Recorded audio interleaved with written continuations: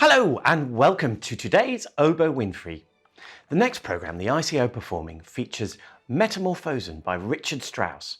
And a couple of weeks ago, I managed to pin down Katherine Hunka to talk to me about this incredible music. Hello Katherine, how are you? And what on earth is that behind you? This behind me is the world made out of Lego. That's Lego art. Not everybody Wow. has that on their wall, right? That's very true. That's very true. Thank you very much for sharing that little bit of your personal life with us today.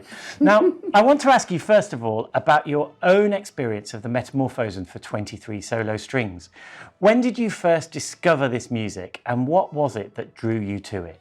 I was at college and a group of students had a concert. They put it together and I was asked to play. And music, at that time in your life, in your 20s, things go very deep. It was an incredible experience to play that piece of music. It's for 23 solo strings. So everybody having their own part. And I can just remember it is like having a bath of music, being in the middle of that. Oh, wow. Fantastic. Now, can you tell me a little bit about the history of the piece and also some of the musical features that the audience would listen out for? Well, Strauss wrote this fairly near the end of his life, and it was at the end of the Second World War. And it was at a time when things that were meaningful to him had been destroyed. So the Vienna Opera House had recently been destroyed. Dresden, such a cultural city. And he was devastated by this. And there's a lot of speculation about exactly what the piece meant to him, but it's definitely a very personal piece, and it's also possibly an elegy to all the devastation of World War II. He noticed when he was composing the music that he was quoting from Beethoven, Eroica's Symphony. It's the funeral march.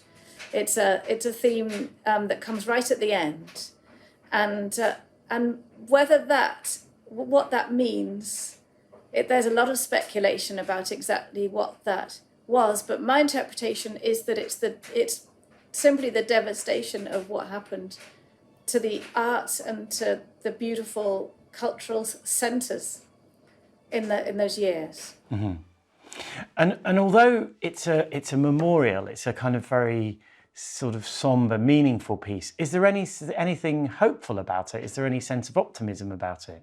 Yeah, well, that's what's so extraordinary to play, because the music goes continually between devastation and hope. Ah, okay. So I think that we are left with a sense of hope at the end, and it's very hard to know what he was thinking. God, I'd love to ask him, Matthew. We can't do that. But the music goes between major and minor throughout. So, which is major would be usually a feeling of hope, and minor more a feeling of gloom. That's put very simply, and he changes between these two continually, which means that you need to practice it because it's not easy at all. You don't want to get it wrong, can you? You don't want to play the wrong bit at the wrong time. You really don't want to be the person messing that up. No, definitely not. Now, is this the first time the ICO have played it, or that you've played it with the ICO? Yes, it is. We did do a project. I did a project with students, sort of under the umbrella of the ICO. But the reason that, and I think actually, it might have been done before my time.